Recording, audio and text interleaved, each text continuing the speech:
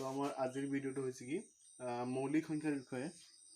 তো এতিয়া কিছুমান ডাউট থাকিব পাৰে বা প্ৰশ্ন থাকিব পাৰে যে মৌলিক উৎপাদক বা মৌলিক সংখ্যা আমাৰ ক'ত লাগিব।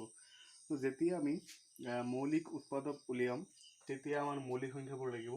আৰু মৌলিক সংখ্যাবোৰৰ সংখ্যাটো এনেদৰে হয় যে যিবোৰ সংখ্যাক 1 আৰু সেই সংখ্যাৰ বাহিৰে অন্য কোনো সংখ্যাৰে হৰণ কৰিব নোৱাৰি সেইবোৰ সংখ্যাক মৌলিক সংখ্যা বোলা হয়। অৰ্থাৎ এটা সংখ্যা যিটো সংখ্যাক 1 আৰু সেই সংখ্যাৰ বাহিৰে অন্য কোনো সংখ্যাৰে আমি হৰণ কৰিব নোৱাৰি সেইবোৰ সংখ্যাকে মৌলিক সংখ্যা বুলি কোৱা হয়।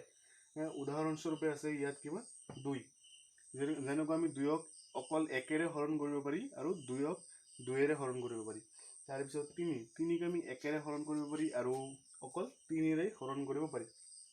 তাৰপিছত 5 আছে, 7 আছে, 11 আছে, তাৰপিছত 13 আছে, 17, 19, 23, তাৰপিছত 29, 31, 37, 41, 47 এনেকুৱা 100লৈকে আছে। তো যেতিয়া আমি মৌলিক উৎপাদক শিকিম তেতিয়া আমাৰ এইবোৰ সংখ্যা লাগিব।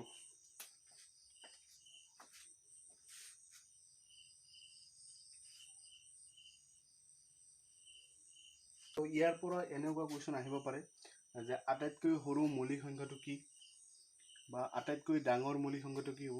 তো আটাইতকৈ সৰু মৌলিক সংখ্যাটো কি হ'ব আমাৰ আটাইতকৈ সৰু মৌলিক সংখ্যা কি হ'ব 2 আৰু আটাইতকৈ ডাঙৰ যেহেতু আমাৰ ইয়াত কি আছে ডট ডট ডট ডট হৈ গৈ আছে মানে কি এইটো আমাৰ ইনফিনিটি হ'ব বা অসীম হ'ব কাৰণ এইটো আমি অন্তিমলৈকে গণিব নোৱাৰি যায়ে থাকিব।